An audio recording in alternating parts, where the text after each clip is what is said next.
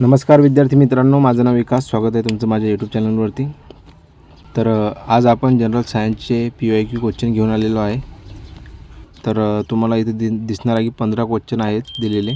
तर 15 क्वेश्चन आपण ते बघणार आहोत जनरल सायन्सचे. तर चला आपण आता बघूया. तर तुम्हाला माहिती असेल की डिफॉल्ट लँग्वेजमधून इंग्लिश आणि हिंदी या दोन भाषेत हा पेपर आहे होता. तर चला आपण क्वेश्चन बघूया हिंदी लँग्वेजमध्ये. बघा, सर्वात आधी पहला क्वेश्चन बघूया. माइकल फैराडे का नियम एक चालक में उत्पादित विद्युत वाहक बल EMF इलेक्ट्रोमोटिव फोर्स. बघा, इथं EMF म्हणजेच इलेक्ट्रोमोटिव फोर्स याचा फुल फॉर्म दिलेला आहे. का परिणाम देता है जब यह चुंबकीय फ्लक्स को काटता है. धारा के प्रवाह की दिशा तय करने वाले वैज्ञानिक का नाम क्या है.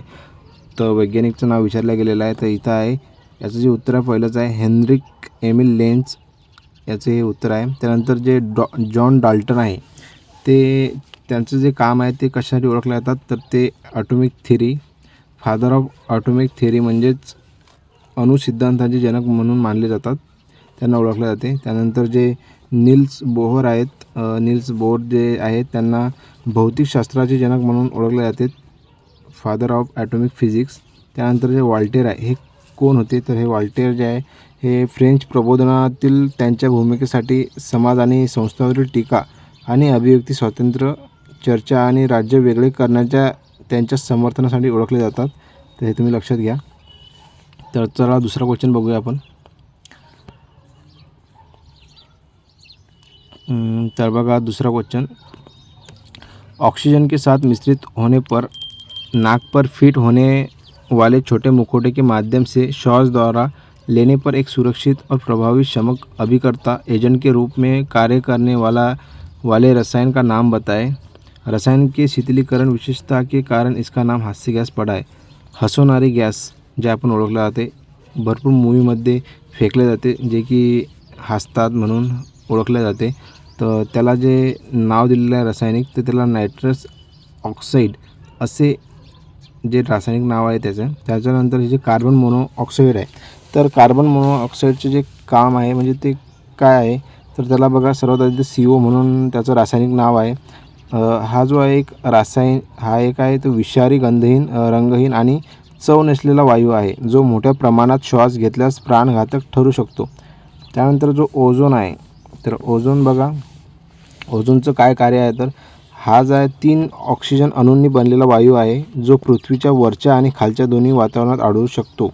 जर याचा केमिकल जर फॉर्म्युला विचारला तर O3 हा असा आहे.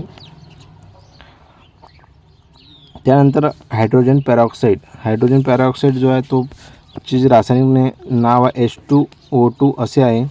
तर हा रंगहीन, गंधहीन, अस्थिर द्रव्य आहे जो पाण्यापेक्षा किंचित जास्त चिकट आहे. तर त्याच्यानंतरचा क्वेश्चन आता आपण बघूया. तर बघा आता हा क्वेश्चन आपण बघू. वायु का एक बुलबुला एक लंबे कांच के जार के तल पर सबसे छोटा होता है. जब यह ऊपर की ओर बढ़ने लगता है तो इसका आकार बढ़ना आरंभ हो जाता है. इस साधारण अवलोकन में भौतिकी का कौन सा नियम सिद्ध होता है. तर नियम विचारला गेलेला आपल्याला. तर याचं जे उत्तर आहे हे बॉयल्स का नियम आहे, बॉयल्स लॉ. त्यानंतर आता आपण चार्ल्स नियम बघूया की चार्ल्सचा नियम काय सांगतो. तर चार्ल्सचा नियम असं सांगतो की आदर्श वायूचे प्रमाण स्थिर दाबाने परिपूर्ण तापमानाशी थेट प्रमाणात असते, असा चार्ल्सचा नियम सांगतो.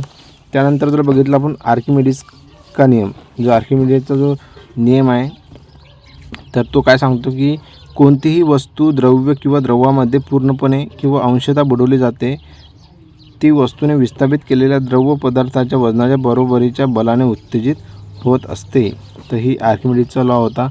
त्यानंतर जो शेवटचा जो नियम आहे क्युरी का नियम. तर क्युरीचा लॉ जो आहे तो बघणार आहोत आपण. तर क्युरीचा नियम असा सांगतो की पॅरामॅग्नेटिक सामग्रीचे चुंबकीकरण लागू चुंबकीय क्षेत्राशी थेट प्रमाणात असते, परंतु सामग्री गरम केल्यावर तापमानाच्या व्यस्त प्रमाणात असते, असा हा क्युरीचा नियम सांगत असतो. तर समोरचा क्वेश्चन आता आपण बघूया. बघा, लोहित कणिकाओं RBC में एक लाल रंगद्रव्य होता है जिसे कहा जाता है. तर सर्वात आधी तुम्हाला RBC म्हणजे काय हे जाणणं पडेल. तर RBC म्हणजे red blood cell, red blood cell असा हा याचा फुल फॉर्म होतो RBC म्हणून. तर हा कुठे आढळला जातो? हिमोग्लोबिनमध्ये. तर आता आपण बघूया की क्लोरोफिल म्हणजे काय आहे? तर ही एक क्लोरोफिल ही जे एक वनस्पती आहे जशी की शैवाल आणि सायनोबॅक्टेरियामध्ये आढळणारे हिरवे रंगद्रव्य आहे जे प्रकाश संश्लेषणासाठी आवश्यक आहे. हे अनेक वनस्पती आणि शैवाल यांच्या हिरव्या रंगासाठी जबाबदार असते. त्याच्यानंतर आपण जे बघणार आहोत की कॅरोटिनॉइड. आता कॅरोटिनॉइड हे जे आहे ना, नैसर्गिकरित्या आढळणाऱ्या रंगद्रव्याचा एक वर्ग आहे जो वनस्पती, फळे आणि भाज्यांना त्यांचे पिवळे, नारंगी आणि लाल रंग देतात रंगाद्वारे. त्यानंतर बेटलाईन्स जे आहे हा पाण्यात विरघळणाऱ्या रंगद्रव्यांचा समूह आहे जो वनस्पती आणि बुरशीमध्ये आढळतो. तर आता समोरचा आपण क्वेश्चन बघूया.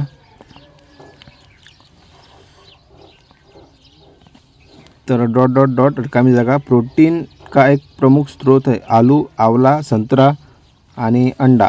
तर याचं जे उत्तर आहे अंडा जो आहे यामध्ये भरपूर प्रोटीन असते. तर त्यानंतर समोरचा क्वेश्चन बघूया. उस वैज्ञानिक का नाम बताएं जिससे रेबीज टीके की खोज और उसके पहले व्यवहारिक अनुप्रयोग का श्रेय दिया जाता है. तर रेबीजची जी खोज केली तर त्याचे जे नाव आहे वैज्ञानिकचं ते लुई पाश्चर आहे. त्याच्यानंतर जर अलेक्झांडर फ्लेमिंग यांनी कशा शोध लावला आहे? तर पेनिसिलिन. तर पेनिसिलिनचा यांनी शोध लावलेला आहे अलेक्झांडर फ्लेमिंग यांनी. आणि चार्ल्स डार्विन जे आहे ते कशासाठी ओळखले जातात? तर उत्क्रांतीचा सिद्धांतीचे शिल्पकार म्हणून त्यांना ओळखले जातात. एवढं लक्षात असू द्या. त्यानंतर रॉबर्ट ब्राउनिंग हा व्हिक्टोरियन होतात युगातील एक प्रमुख इंग्रजी कवी म्हणून ओळखला जातो. त्या काळातला कवी म्हणून ओळखला जातो, इंग्रजी कवी. तर समोरचा क्वेश्चन आता बघूया आपण. तर बघा, जब एक जलविद्युतीय बांध के जलाशय द्वार खोले जाते हैं और पानी नीचे की ओर बहता है तो इनमें से कौन सा ऊर्जा परिवर्तन हो रहा होता है? तर बघा याच्यात ऑप्शन दिलेले आहे. स्थितीज ऊर्जा से गतिज ऊर्जा, स्थितीज ऊर्जा से रासायनिक ऊर्जा, गतिज ऊर्जा से स्थितीज ऊर्जा, स्थितीज ऊर्जा से उष्मीय ऊर्जा. तर एक नंबर राहणार याचं उत्तर स्थितीज ऊर्जा से गतिज ऊर्जा. त्यानंतरचा क्वेश्चन बघूया आपण. फ्लेमिंग के दाहिने हाथ के नियम जनरेटर्स के लिए में जो 3 चीज़ें एक दूसरे के लंबवत होती है वे क्या है? तर याचं जे उत्तर आहे गुरुत्वाकर्षण, त्वरण और बल, गति विद्युत क्षेत्र और वोल्टेज, गति चुंबकीय क्षेत्र और प्रेरित विद्युत धारा, प्रेरकत्व विद्युत धारा और चुंबकीय फ्लक्स. तर याचं उत्तर जे 3 नंबरचं गति चुंबकीय क्षेत्र और प्रेरित विद्युत धारा हे याचं उत्तर आहे. फ्लेमिंग के दाहिने हाथ का नियम आहे हा. तर त्यानंतरचा क्वेश्चन बघूया आता आपण. बघा, द्रवित पेट्रोलियम गैस LPG स्वयं में गंधहीन गैस होती है और इसलिए इसके रिसाव का तत्काल पता नहीं लगाया जा सकता है. उस गैस का क्या नाम है जो द्रवित पेट्रोलियम LPG सिलेंडरों में मिश्रित की जाती है जिससे हल्का सा भी रिसाव होने पर इस गैस की गंध आती है? तर याचं जे उत्तर आहे ते इथाइल मरकॅप्टन याचं उत्तर आहे. तर आता जे हे आहे जेनॉन जे गॅस आहे हे एक रासायनिक घटक आहे जो दाट रंगहीन गंधहीन उदांत वायू आहे जेनॉन म्हणून. आणि हायड्रोजन पॅरॉक्साईड मी तुम्हाला आधीच सांगितलं की हायड्रोजन पॅरॉक्साईड जो आहे तो रंगहीन गंधहीन अस्थिर द्रव्य आहे जो पाण्यापेक्षा किंचित जास्त चिकट आहे. आणि त्यानंतर बघितलं आपण ॲसिटिलीन हा एक रंगहीन गंधहीन ज्वलनशील वायू आहे ज्यामध्ये C2H2 रासायनिक सूत्र आहे. त्यानंतरचा क्वेश्चन बघूया आता.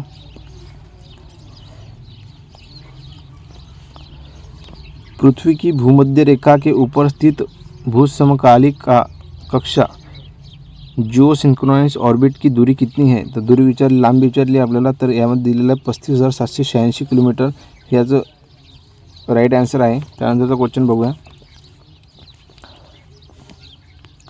अंतर्राष्ट्रीय मात्रक प्रणाली SI में विद्युत धारिता कॅपॅसिटन्स की इकाई क्या आहे? ते कॅपॅसिटन्सची जी इकाई आहे ते काय आहे? तर फॅरेड हे आहे. आणि एनर्जीची जर SI युनिट बघितलं तर जूल आहे. जूल जे कशाचं युनिट आहे? तर एनर्जीचा आहे. त्यानंतर कुलम. कुलम जे आहे ते इंटरनॅशनल सिस्टीम ऑफ युनिट्स मधील इलेक्ट्रिक चार्जचे मानक एकक म्हणून कुलमला वापरले जाते, ते मानले जाते. त्यानंतर ओम. ओम जे आहे ते इलेक्ट्रिकल जे आहे रेजिस्टन्स, इलेक्ट्रिकल रेजिस्टन्सचे SI युनिट म्हणून ओमला ओळखले जाते. ओमचं जे चिन्ह आहे ते असं राहणार आहे. त्यानंतरचा क्वेश्चन आता बघू आपण. तर बघा,